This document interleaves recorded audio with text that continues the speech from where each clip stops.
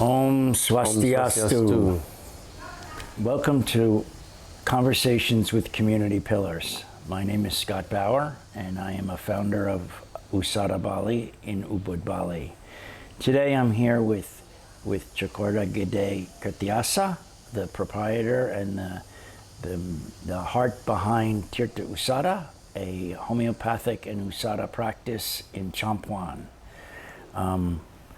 Our conversation today we're going to talk about emotional hygiene, mental health, and spiritual practice as a way to maintain balance in these challenging times of contraction, yeah? As we see, Bali and Indonesia has now come under this restriction now where the travel is limited and we're asked to stay closer to home. And for some of us, for many of us, this is rather challenging. So let's start with what can we do as human beings and as part of nature, because human beings are part of nature, to maintain that balance of mental health and emotional hygiene. Yeah. Well, thanks for having the chat today, Scott. It's really good to catch up again. And we are in incredible times, unprecedented. And I think we're really being called to step up to our spiritual practices at these times. You know, there are myriad spectrums of opinions on what's going on, left, right, up, down, both extremes, polarized, etc. It doesn't matter which media you want to jump on. The sort of the feeling is uncertainty. It's most definitely fear and anxiety. You know, that's what I'm seeing a lot of at the moment. And then that coupled with some, people in different areas who've been on lockdown for quite a while and things like that. We're really seeing a sort of I think it's a social apathy, which then, if you don't have the spiritual practice behind something, which it turns into an abyss, and I think that, emotional hygiene is a huge challenge for us at the moment. And, we can always, use the stay positive aphorisms and things like that, which is great. But I think now we're actually being asked to step up to the next level, to that which informs the emotional body, which is the spirit. And in the ways that I sort of look at the body, the physical body sheathed by the etheric body, or the pranic body, or chi, which is then sheathed again by a more subtle body, the astral body, which is sheathed again by the mental body, and then by the spirit body. What's happening now, and from some of the things that I've been studying, definitely I've been called to study into the wee hours of the morning every night, aside from my practice. But what I've got from various commentators and, coming from people in the anthroposophic field and in other Vedic spiritual traditions and so on, is that what's happening now in the world is a spiritual issue. Yeah. And, I come from a science background, biology, health science, human health sciences, I know the biology of what's going on, but there is this other factor, right, that's behind it. And looking at the cosmology of the being, the human being specifically, we infinitely more complex than just this physical being, this physical body. I mean, this physical body is important, and it makes up one aspect of our total, which is then, like I just explained, the etheric body, the astral body, the mental body, the spirit body. And I mean, there are more bodies. This is a sort of a simplified version, but when we lose sight of these other bodies and we focus only on the physical, then I think we're in trouble. I think it's, I think this situation then becomes basically almost apocalyptic. And I think until we go and we reach into those other, and we understand these more subtle bodies, these subtle rhythms of being, then I think it's going to be, I think that's actually our solution in these times. Whatever the situation, we're in a bit of a lockdown here. We can sort of rant and rave about it, or we can sit down and practice. Yeah, yeah. Reflecting on what you were saying, in Indian and in Balinese metaphysics and cosmology, we're in this era of time called Kali Yuga. Yeah, Most and in the historical records, the way out of Kali Yuga is to step up spiritually. It's to step up our spiritual practices and evolve consciousness. Yes. And then this is followed by an era of light. Yes. Probably you and I aren't going to make it to that, but I've heard it's quite a long way off. Yeah, and if we look at the current affairs, it might just be. Yeah. However, we can begin this process, each of us, as individuals, by engaging. For myself, I have some responsibilities in the community, as you do, with staff, and this contraction has caused us some difficulties, and I wake up with just a head full of concerns. I won't call them worries. Sure.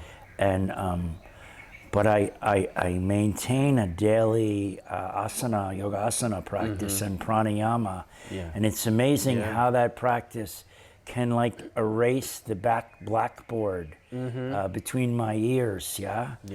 I will say though that the most challenging yoga pose at the moment is between the pillow and the yoga mat. Because this conversation goes on, but I'm diligent and I persist through that. Yes. I'm remembering, I think it's an Einstein quote, and it's it was something I think about World War II with the nuclear thing, and it was, we cannot solve the problem with the same thinking that created the problem. That's and right. So although we need science and we need research and we need these things to support our health system and our frontline workers, I don't believe that we can outthink nature. Correct. We should look for ways to become more harmonious with nature, and Trihitakkarana, of course, comes in mind. Harmony with nature, Yes, definitely. harmony with the community, and harmony with the divine. Yes. And to do that, I think we step up our spiritual practices, because, as you said, and I concur, we're much more complex than meat and bones and immune systems and blood. There's a lot more going on. And myself, that experience I just described with my practice about supporting the pranic body allows me to remain optimistic in some pretty, there's some dark moments between my ears. Sure. And it's that practice, that physical movement and breath is so important to Very me. important, Allows me to maintain that mental hygiene, that emotional hygiene that I need. Otherwise, I probably would go down the rabbit hole of darkness, which I don't want to do. I spent part of my life there, and it's not somewhere I want to return to. So in Ayurveda, we have the senses of in Indian Ayurveda and in Indonesian Usada as well. Taste, smell, hearing, consciousness, and touch, yeah? And so these all support immunity and overall holistic health. And you and I are both very much believers in our experience shows holistic health is essential for the balance in human life. How these can affect the immune system. I'll give an example and then I'm going to pass it to you. I do papaya leaf every other day from YNs, and it's, you know, it's one of the most bitter substances in Indonesia. And Kerthyasa told me years ago, don't just swallow it down, hold it in your mouth and let that bitterness affect your tongue, because this is where the initial immune response comes from. Definitely. Your tongue recognizes something that's a little bit foul in some people's mind. I've grown to like the bitterness. And then it responds to the white blood cells. Could you talk about that a little bit, and maybe your concept of the senses and how that supports the human nature? Well, the way I look at the senses is I discovered some work of Rudolf Steiner which expands on that concept of the 6 senses, and he actually talks about 12 senses, and I found that very interesting. I was looking at it as part of education, because I'm very interested in, you know, obviously education is where a lot of our subconscious and conscious thoughts come from. So I thought, you know, let's study that a bit, and I found the 12 senses concept to be very interesting, because I'll talk about them briefly, but you know, just in agreement to what you've said, my one is sambiloto, which you know about. So you've got your papaya. I do sambiloto every other day, and I've just felt recently that it's a really important herb. So papaya leaf, sambiloto, and they're all extremely bitter, and there's something about that bitterness. You know, in Chinese medicine, they talk about bitterness as being aligned with courage, and sweetness as being aligned with cowardice. It's very interesting. And I think at these times, you know, we're talking about spiritually, I think we need to be courageous. We need courage. On every level, whether you're freaking out about the virus or you're freaking out about something else, the rules, both sides need courage at this time, and I think that's where this bitterness comes in. And so I, you know, I love that you shared that about doing that every other day, because I've just automatically done that at home, and so I guess we're onto something. But the 12 senses, they talk about the sense of touch as being the first sense, and about the birthing process, you know, coming through the birth canal. We never get touched harder than that. If we ever get touched harder than that, we die, right? You never withstand that much pressure and get away with it, right? So that's the first sense of touch, and then obviously being held, you know, suckling at your mother's breast, and so on and so forth. And the second sense is a very interesting one. It's the sense of life. That's an interesting concept, right? And the sense of life is connected to the breath. So when you're born, that first breath you take, the sense of life comes into the body. And you mentioned pranayama before. That is an extremely important practice these days. I would definitely concur with that. I've been, you know, very much drawn. I have my own system which I teach called pranafas, which is a combination of Buteyko breathing, I don't know if you've heard of that, and pranayama, because I feel the two systems really complement each other nicely. But that has been really, really important at these times. And the sense of life, this is very connected to the etheric body, and the breath is connected to the etheric body. And the sense of life is an interesting one. It gives us the sense of, it's quite an abstract thing, you know, oh, you know, I'm alive. It's more than that. It gives us an innate instinct and sense to sense out what is healthy for us and what is not healthy for us. So people with a strong sense of life have this sort of, you know, they just got this instinct that they'll never eat too much, They sort of have a limit. You know, they don't, you know, they don't overdo. They don't do things in excess, so on and so forth. And then after it, you know, we expand into many other things. You know, the sense of movement, the sense of balance. These are all additional senses, and you know, with the constriction, our sense of movement may seem constricted, but we've got to work on internal movement, movement of the thoughts, movement of other things, not just the physical. Every one of these senses connects to things that are not just physical. There's astral aspects, there's spiritual aspects to them.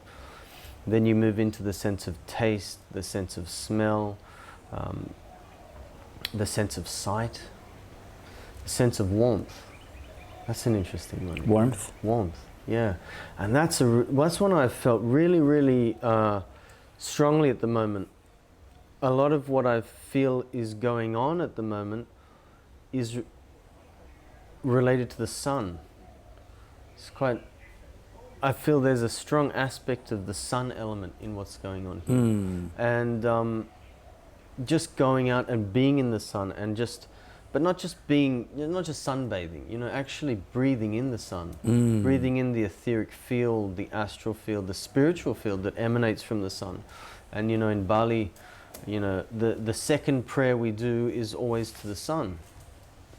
It's a very important part of our cosmology here. You know, giving thanks to the sun, asking the sun to bear witness to our prayer, bear witness to everything that's going on. So, I mean, in Bali, we're still, you know, we're still pretty lucky. We can go out into the sun and experience that. Yes. There aren't any apartments here that I know of, you know, no one's stuck in apartments. But if anyone's watching in these other places, do whatever you can to get out, to get some kind of sun contact. And if you can, you know, breathe it in. Breathe in that etheric field. One thing that I'd experienced was, you know, I started to feel like I was getting a bit sick. And this thing hit me, I had an epiphany. And what the epiphany was that that we have created, mankind has created an artificial etheric field. And it may be part of what's going on at the moment. How have we created this artificial etheric field? We've created it through pollution, both physical and electromagnetic, invisible pollution. Not many people talking about this at the moment. Although one guy was talking about 5G and possible links with viruses, and he got thrown off YouTube, so I won't go into that. But it is undeniable. There's hard science that that electromagnetic fields affect us. Yeah. You know, and there's a wonderful doctor, a professor actually. Her name's Dr. Deborah Davies. I don't know if you've heard of her. No. She's the woman who got smoking banned on airplanes, right? Really? Yeah, amazing woman, environmental scientist. She was behind you know, and it took her a long time. I bet. To get smoking out of schools, hospitals, you know, doctors' offices, planes, transportation, public areas. And now her thing is electromagnetic radiation. That's what she said. This is the next thing. This is the next environmental catastrophe, you know, after air pollution and smoke. So there's definitely things that we can work on here, but strengthening our etheric field through pranayama, through practices, yoga, qigong, things like that, we really need to step up and do that at this time. And then connecting, you know, I felt this sort of artificial etheric field, and then what I saw was that the true etheric field is there. And I started to breathe it in. And I just closed my eyes, and what I saw was a kind of a golden sort of sparkles light coming in through my nostrils. And it was very much connected to the sun. And I did that, and I felt this opening up in all of my sinuses, all of my, you know, into my head, everything opened up, and I was all right. You know, and it was sort of one of those wake-up calls. Yeah. Yeah, you reminded me of some of the Tibetan practices, the visualizations of the light coming through the crown chakra and enveloping into the body. Yeah. When you were talking about the sun, I also went back to some of the Tibetan sun gazing practices that you do early in the morning. Yeah. I mean, you don't go out at noon and stare at the sun. Yeah, no. But at sunrise and sunset, there's more and more evidence of sun gazing being having a very positive effect on our complete health. Most definitely. Let's touch on diet for a minute, because this concept of bitter being courage and sweetness being fear, or what did you say it was? Cowardice. Cowardice. Yeah. And I guess this is to as someone who had a challenge, my emotional hygiene. When I was an adolescent, involved candy. Yeah. Right. If I didn't like how I felt, I grabbed some quarters from Mom and I went to the candy store and stuffed my face, and that sugar took away my fear or my discontent or whatever it was. Yeah. And I suspect in the world right now, especially places that may be like the apartment complexes in big cities, people are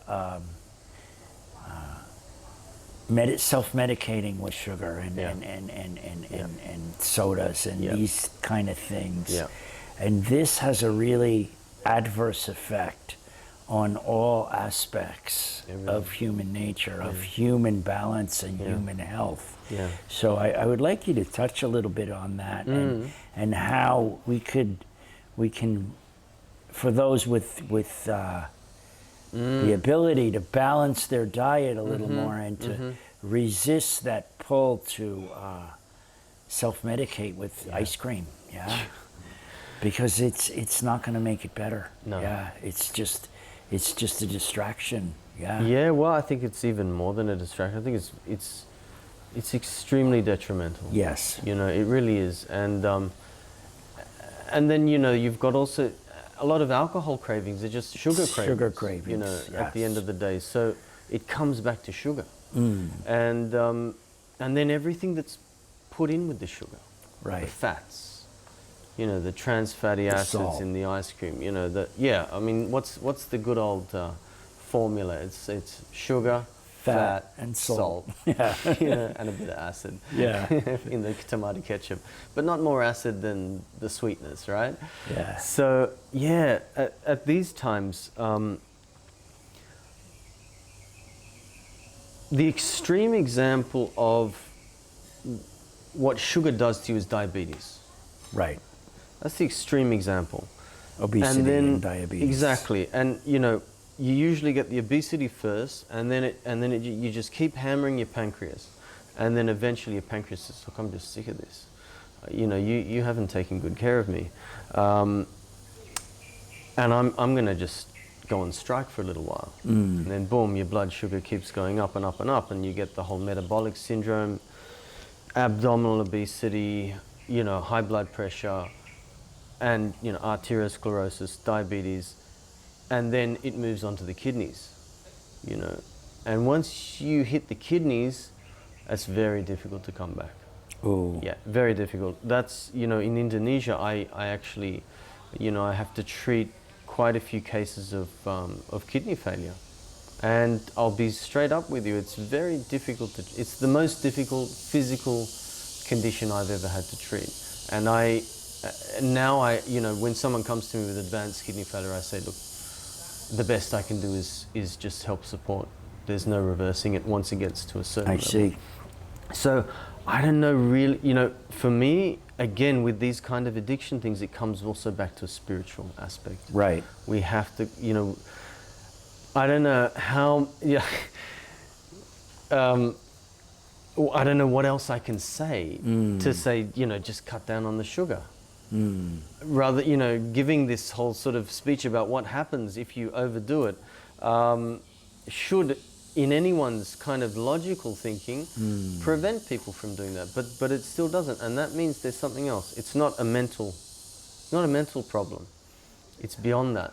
It's spiritual. Right. As are all addictions, I would say. I mean, you may have other thoughts on that, but emotional and spiritual.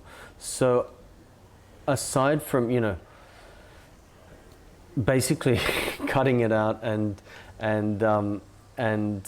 focusing on, you know, the obvious stuff, the fruits, the vegetables, the low glycemic index foods, the whole keto diet thing, the protein thing is in my opinion a little bit controversial.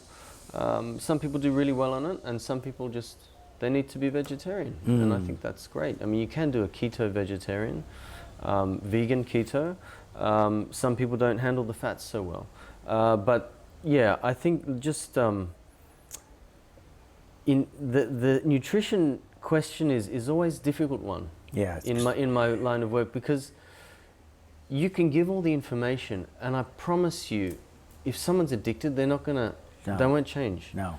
And so for me, it comes back to, I mean, there are, in my practice, I have certain homeopathic remedies, certain that have that as part of the aspect. You know, they have the sugar addiction, so I take that into account, and I'll give the remedy based on that, as well as other aspects of what someone's going through, of course. Sometimes that can help shift, but it's a consciousness question. Yeah. And it's very interesting because we were talking about the pancreas being affected. And in Chinese medicine, spleen and pancreas are considered as almost one organ. And we know that they're not one organ from an anatomical perspective, but in the Chinese medicine, it's very interesting because the theme of the spleen is about self-nurturing. What does the spleen do? You can have an accident, rupture your spleen and have it removed, and you can survive. I've seen many people, well, not many, I've seen a few people, and they have relatively normal lives. However, what does the spleen do? It gives nutrients and it vitalizes the blood. Right. Vitalizes the immune system. You know, white blood cells are made in there. There's still a lot that people, it's a bit mysterious, the spleen. But the theme behind it is self-nurturing. And so when we go into these sort of sugar frenzies and things like that, or whatever it is, I think now is the time to really call ourselves out, is this nurturing me? Am I doing this for nurturing? Right, is this for my highest good? Is this in my best interest? Exactly. And you know, the first few scoops of the old ice cream feel pretty nurturing. Yeah, they do. That's the trick. You know, but the third one, the fourth, the fifth, you know, so on and so forth, then, you know, and that's where the sense of life comes in, you know, these practices for the sense of life, things like pranayama, asanas, qigong, these all nurture the sense of life. Once we activate our sense of life, we start automatically not to become attached to those addictions. Yeah. But it's work, it's practice. You know, all of this is practice. It's definitely, you know, practice. There's so many people peddling these sort of, you know, quick solutions. Instant gratification. You know, instant gratification, even on the spiritual level, right? Yeah. There's heaps of that around, but it's not, it's work. Yeah, this is very resonant for me. Without going into detail, I'm someone that is very familiar with addiction, and as it was part of my life, and finally I was offered some solutions by some groups that around the world that are a community. It's a spiritual community. Yeah. And in the original texts from the 1930s, there's a line, and I'm going to paraphrase it a little bit to go into the 21st century. We get a daily reprieve from active addiction based on the maintenance of our spiritual condition. Yeah. And in these fellowships, I was given the information, you know, the suggestion that the person afflicted by addiction, whether it's sugar or narcotics or sexuality. There's a God-shaped hole, or a hole that's shaped as the divine. Yeah. And we try to fill it from the outside Yes. with material Yes. things. Yes. And it's untenable. And so it's when we practice this process, we engage in this process of self-investigation or self-study, that we're able to understand that we're not perfect, and we begin to nurture self-love. And from self-love comes self-care, and from self-care is health-care. It's preventive. And for me, things that I cherish, that some of that you mentioned, you know, the pranayama and the meditation, but also walking in nature, being by the ocean, being in the sun. The sun is really important. In the forest, eating a lot of vegetables, relaxing, laying down when I need to, getting good sleep. And so these practices, along with some self-study, were allowed me to curate or develop a relationship with the universe, the universal consciousness, let's call it. And from there, I no longer wanted to change how I felt from the outside, because I actually like how I feel. It doesn't mean to say that we don't need to continue with the emotional hygiene, because the nature of life is up and down. But it's that self-care, that maintenance of emotional hygiene and mental discipline and physical movement. You talked about touch. Hugging someone is really important. Someone in these days, it's probably good that it's someone you're close to, your family. I don't suggest going out and hugging people now. You might get arrested. You might get in trouble with that. But this is feeding those senses, those 12 senses that you talked about. It's nurturing them by choosing to walk barefoot in the berms of the Sawa, instead of going to the Toko and buying a Magnum or three and eating them. So that's your favorite ice cream, is it? It is. But I don't keep them at home. Anyway, I think we just, let's talk about the solution for a minute, and what you can say to what we might come up with for people who are confined a little more than we are in Ubud, and what they can do to self-nurture. Well, I would say definitely start a daily practice.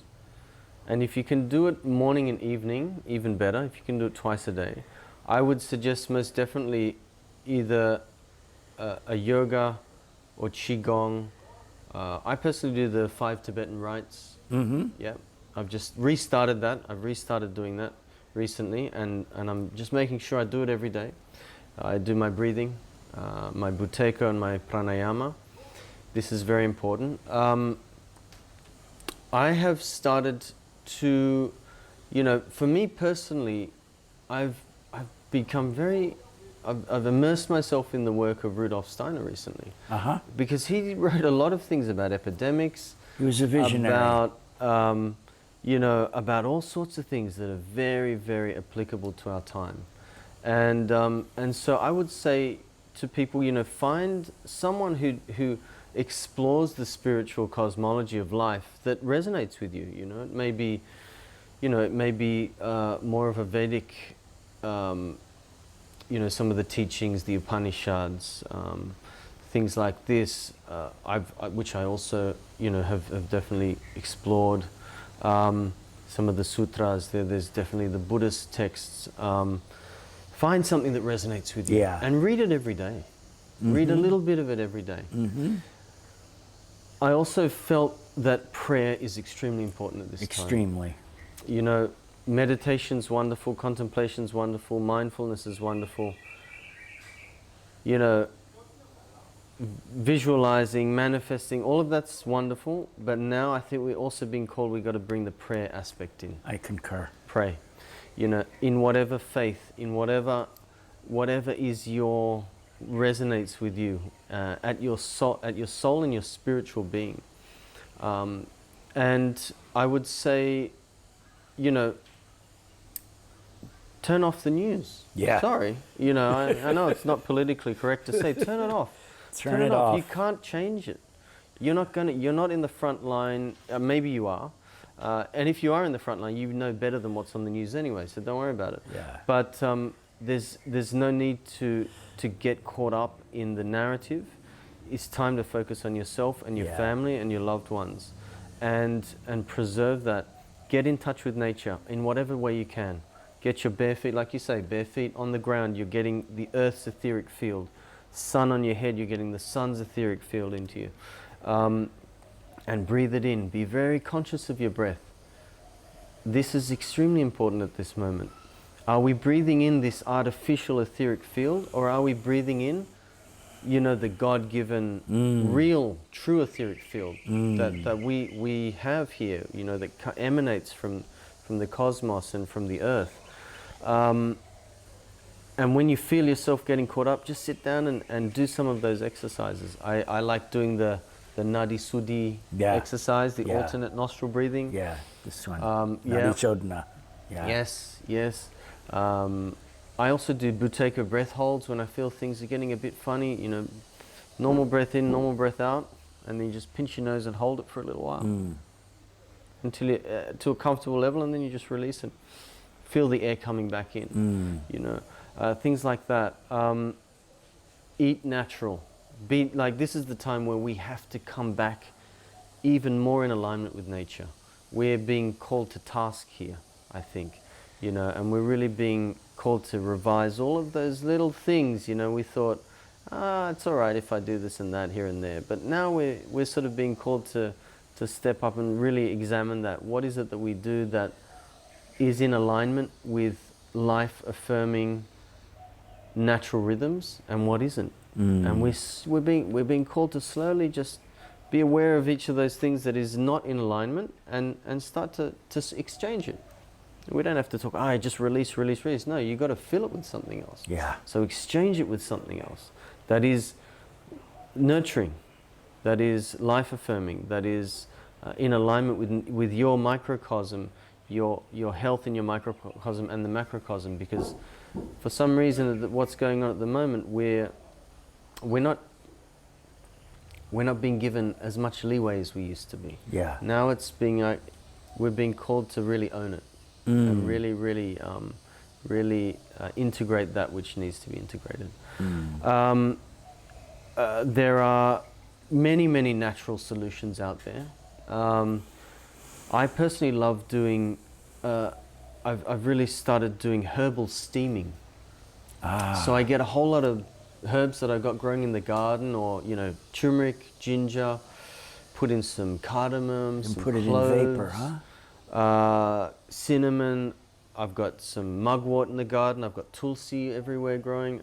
You know, you can exchange it with rosemary or thyme or sage, basil, anything, all your favorite herbs. Put them in a pot, boil it up, bring it to the boil, and then put the towel over and just inhale it. You know, and this is really good for, if you want to just talk about simple measures for maintaining immunity. And that was inspired by a Vedic astrologer, actually, who I watched. And he talked about, especially tulsi, and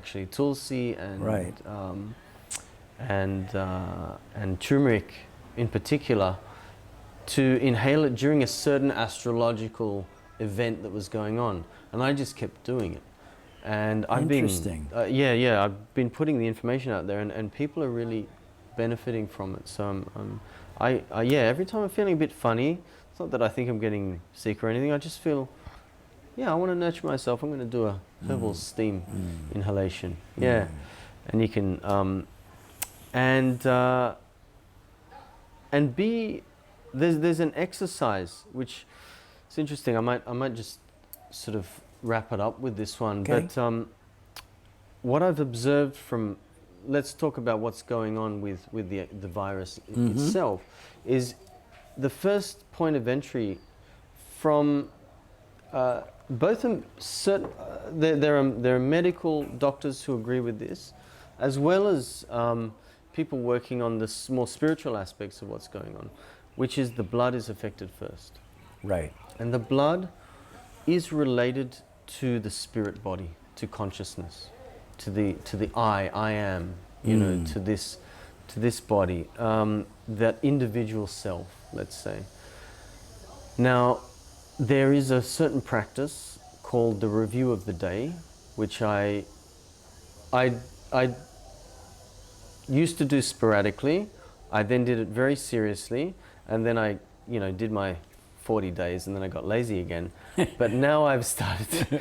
Now I'm like, no, you got to do this again, because this is what's also actually it's a Steiner exercise. He called it the I exercise, the I body exercise, the spirit body exercise. So it's very simple. When you go to sleep, when you're ready to sleep, you sit in an upright position. You can be on a chair or in your bed, but close to your bed, and you've got nothing else to do after it. It's basically you do this and then you go straight to sleep. And you just sit in a comfortable upright position, and you review your day in reverse order, like you're doing a rewind on an old videotape. Remember those?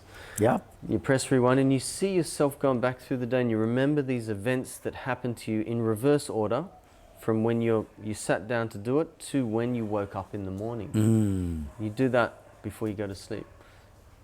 It's great for people with sleeping problems. It's great with people who don't dream. It'll help bring some dreams in, or people who dream too much and they have confused dreams. It brings clarity to the dreams, and it exercises our spirit body, our I body, and that's very much connected to our spiritual willpower. You know, and I think in these times, one of the things we've got to step up and exercise is that muscle, the spiritual willpower muscle. You know, and so that would be sort of in a nutshell, kind of some things that I do. Beautiful. Yeah. This winding the day backwards. This is self-reflection, and whether your spiritual practice comes from Islam or Buddhism or Hindu or Christianity or whatever it is, spirituality is about becoming a better human being. It's about self-improvement. It's about connecting my consciousness with the universal consciousness. And if the universal consciousness is, let's say, the top of the mountain, there's many roads to the top of the mountain. Right. For me, Rumi's poetry is one of the things that really helped me. His poem, The Guest House, of like, let the emotions in, sit with them, they're not your enemy, and then dismiss them, It's been a real pleasure, and I hope that many of you, or some of you, or most of you that have watched this and listened have taken something positive away from it. For me, just reflecting on what you said and my practices and my experience, prayer and meditation are crucial. And as Tjok said, it doesn't matter what you believe or who you believe in, or if it's just nature, or it can be the god of cats or something, but some kind of power that's outside of, that's not me, to connect with this power and ask for support, ask for help, ask for support and help in your community. And I'm sure Tjok or myself, if you felt you needed some support, write to us on Usada's Facebook, or we can give you a Tirtha Usada website or Usada's website. Send us a message, and we'll do our best to reply and give you some support. And thank you all for listening, and And yeah, and we'll get through this one day at a time.